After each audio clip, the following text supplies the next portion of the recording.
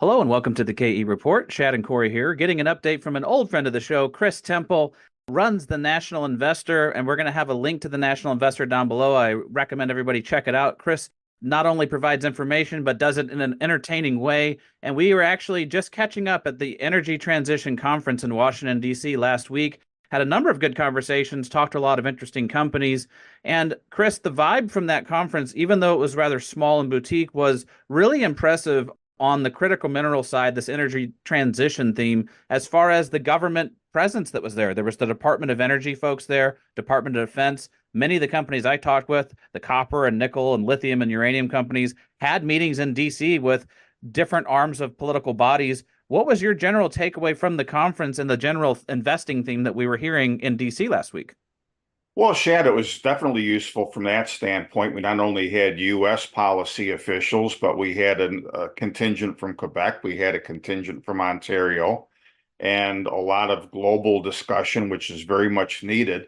It was useful to give you a measure of, from my perspective, more specifically the U.S., of what they're serious about, what they're belatedly waking up to, and so forth. So for all of the pie in the sky notions that some people have about whether it's electric vehicles, whether it's about how quickly we're going to decarbonize in a bigger way, I think in some respects it was a reality check to show, okay, well, here's some of the accomplishments that have been made in the US and of course in their respective areas, the provinces of Ontario and Quebec.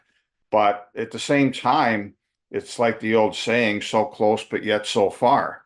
There's still a lot that needs to be done. A big theme, I think, and a couple of very frank admissions I was happy to hear from a couple of the policy officials there is that we're as far behind China as we've ever been on a lot of this stuff. Because while we here in the West, I think Canada in some respects is less bad than the US has been.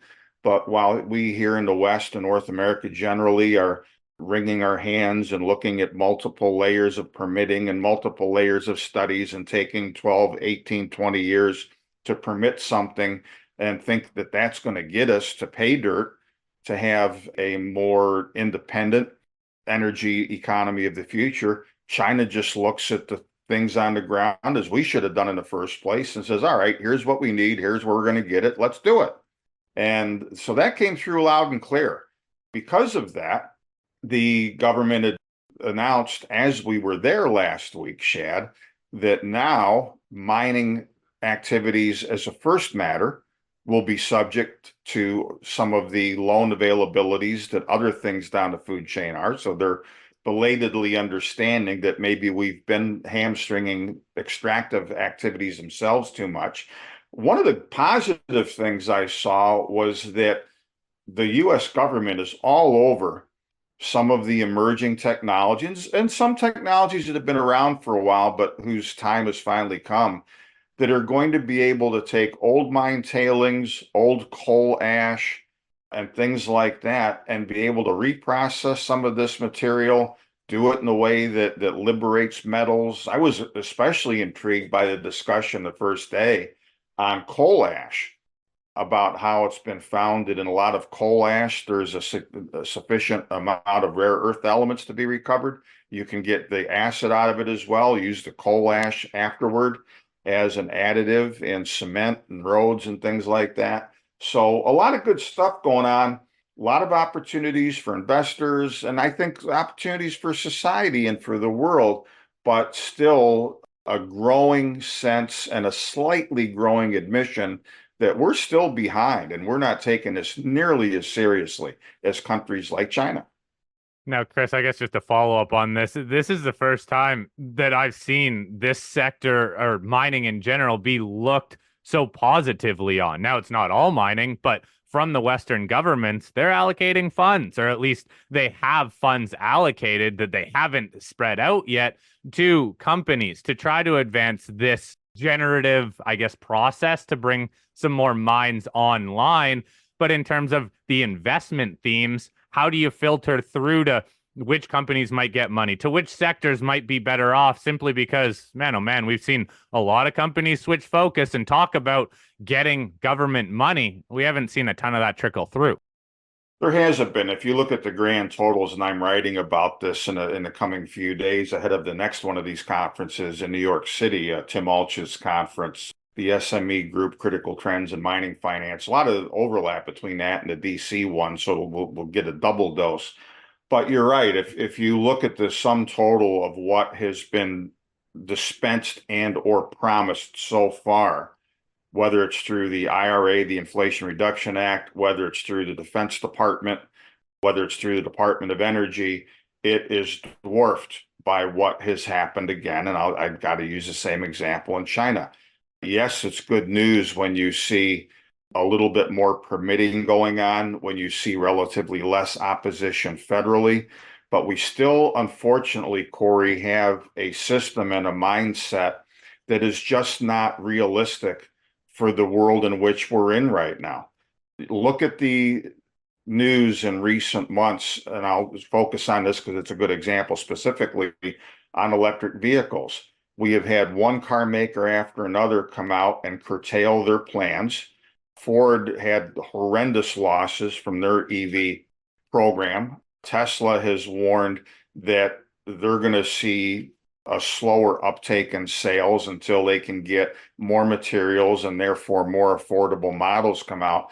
And again, it's all, the attitude that has been out there, and you guys have heard me say this before, it's like the electric vehicles to some of these policymakers come out of a magic extrusion machine, and we're going to power them with fairy dust.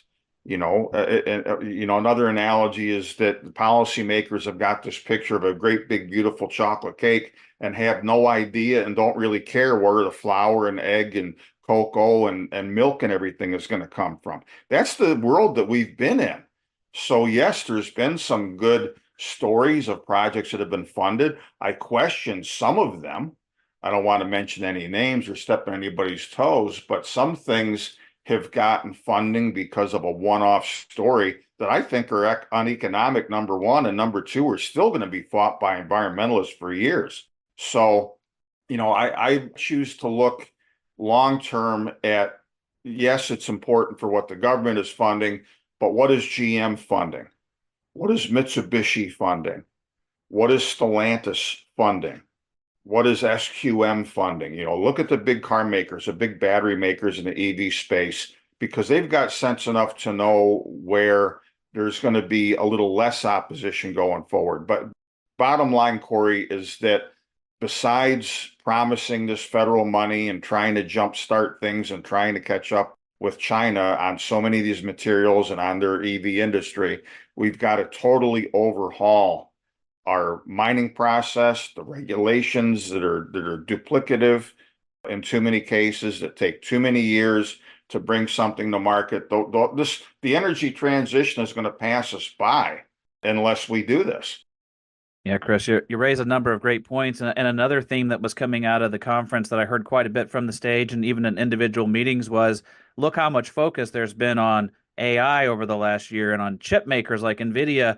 Where do they think the electricity is going to come from? So even if you set the EV story aside, there's still huge power requirements. There's going to need to be more energy, and that plays into the uranium theme. And lithium theme. There's going to need to be just more transmission of electricity, which plays into copper and silver and all these different metals. And it just ties into the bottleneck we're going to see in mining. But you brought up a great point while we were at the conference. Add a little mixer and just said, look, there's something you're thinking about a lot, and that's what the Chinese are doing as an economy, what they're doing with their currency, and how that may play into the commodities market. And instead of being a tailwind like these other things, it could be a little bit of a headwind. So maybe break down what you're looking at as far as the Chinese economy, their currency, and how it plays into the commodities picture. Well, to start with, Shad, and this has been a story for years where China is concerned, long before we were talking about it in the context of EVs and rare earth elements and stuff like that. Way back when it came to electronic devices, when it came to transistor radios, when it came to sneakers and T-shirts and whatnot, China has had the advantage for a very long time of being a low-cost manufacturer. That has squeezed out a lot of the competition.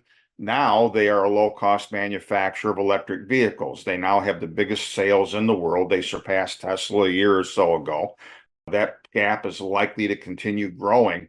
But they have done the same thing with their EV sector, largely through BYD, the biggest manufacturer, as they've done in other contexts in the past. I saw a thing just the other day, a photo in Belgium of a whole huge area of BYD vehicles just sitting there.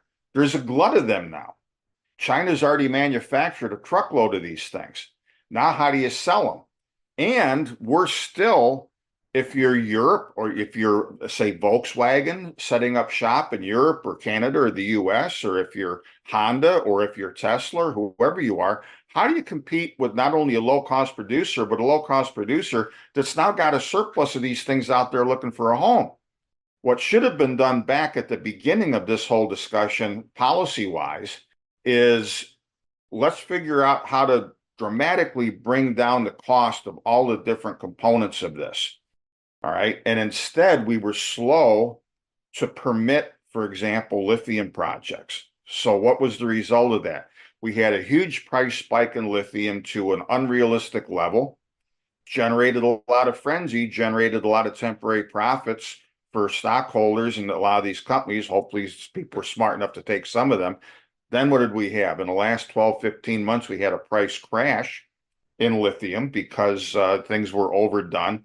And now when we need to see lithium, and you can say the same thing about nickel right now these days, somewhat different reasons, but the same outcome. When we need to have these prices recover to a reasonable level where miners can produce these things and make money, where EV manufacturers can buy these things and be able to have a saleable and affordable electric vehicle or increasingly hybrid product that the consumers aren't going to push back against, and be able to sell these things without a big government subsidy enabling it. You know, you've got to have a period of time where you've got decent mining activity and a good recovery in a price. But these gyrating prices, on top of competing with such a low-cost producer, have put us in a place where we are many years removed now, in my opinion, from where we should have been by this point as far as having a competitive North American EV industry ourselves. And so that raises a question, all right, to the extent that we're going to have policymakers force this, where the hell are the cars going to come from? Where are the materials going to come from? Already we're seeing stories, of course, and this is going to be a big political hot button here in the US in a presidential election as it unfolds. China is setting up shop in Mexico. There's a big reason why the Mexican peso has been one of the strongest currencies on the planet in the recent past, much stronger even than the US dollar. And that has been that their economy is booming. There's a lot of economic activity because China has gone and set up shop of all kinds of EVs and components of things in Mexico, so that instead of being imported from China, now the US is importing it from Mexico. But what's the answer with some? Well, the Orange Wonder says he's going to impose 100% plus tariffs on things coming in, though. That'll be great for lower prices, won't it? No. So here again, we really put ourselves at a disadvantage by not looking at this as a first matter of saying, okay, here's the need, here's what we can reasonably do, what we can't do, here's how we enable it to be done, i.e. more mining activity, get rid of the subsidies and just produce. And we didn't do it. So we're in a bad place. And you know, there would have been the ability, and still is, though we're going to start from a bigger deficit, to put together that kind of a thing in North America, but it's going to be difficult. So, Chris, big picture, though, does China still, in a way, control the commodities markets and even now more so the pricing of those commodities? They do to a fair extent. I mean, it's more so with certain things than others. I alluded to nickel a moment ago. China has been one of the biggest financiers of Indonesian production of nickel, which for those who have looked at this, Indonesia is by far and away the world's single largest producer, and it's also the dirtiest nickel on the planet. And here again, Corey, what has the West's response been to this? Oh, we're not going to buy it. We're going to come up with a pricing mechanism where we're going to penalize nickel that comes out of Indonesia because of the kind of material that it comes from, how environmentally bad it is to produce it, and so forth. To which the rest of the world laughs, just like Russia laughed at the US and the West for sanctions, which haven't worked. Just like when the US says, well, we want to have a sustainable lithium price. Well, China or other low-cost producers might respond and say, okay, you do what you want, but we're getting cheap lithium where we want to, and that's going to be our pricing. So here again, they have had the ability to keep prices down, which benefits them being a low-cost producer, and has priced the dreamy-eyed, unrealistic Western producers out of the market. And how we change that is going to be a major challenge, because you've got a completely overhaul policy. As I said a minute ago, when it comes to the initial raw materials, you've got to be able to mine these things at a much faster pace so that we've got our own materials. There's this mindset here in the US specifically, Corey, and this was part of the so-called IRA, Inflation Reduction Act, where, yeah, the Biden administration admitted that we can't produce all of these metals and commodities and whatnot ourselves anytime real soon, but that's okay. We'll just get it from all the usual suspect countries and trading partners. Well, number one, no, you might not, because they might want to sell it elsewhere, okay, if they can get a better price. And number two, the overall global demand for these things is so big that this notion that we have that we're going to still be able going forward to replace a lot of these commodities in a reasonably inexpensive way from past or perceived future trading partners is just unrealistic. So all across the board, I think the cost equation of all of these things is going to go up over time. You've got resource nationalism at work.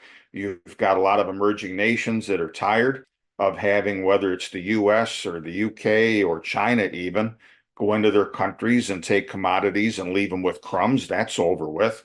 So, here again, I think that there's been virtually no planning. And to the extent there has been, very poor and poorly informed planning as to exactly how the world is going to meet these needs going forward, let alone the US and Canada, where we're, I think, even farther behind than some of the rest of the world. Well, we'll wrap it up there for today, guys. But yeah, some big picture themes and some big picture commodities movers that I think we're going to be talking about for a long time. And it's going to be interesting to see how not just the United States or Canada or China, but the world responds to these demand equations. Where are these commodities going to come from? Can we fix and speed up the permitting process?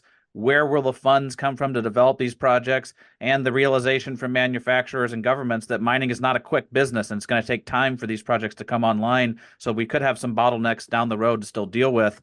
If people want to follow along with Chris and his work, he covers a lot of these topics in the National Investor. We'll have a link to that down below this interview. And Chris, always great getting you on the show and talking to you. When you get back from New York, drop us a line. Maybe we'll get you back on just to get a recap of what you learned there at the New York conference, and looking forward to our next conversation.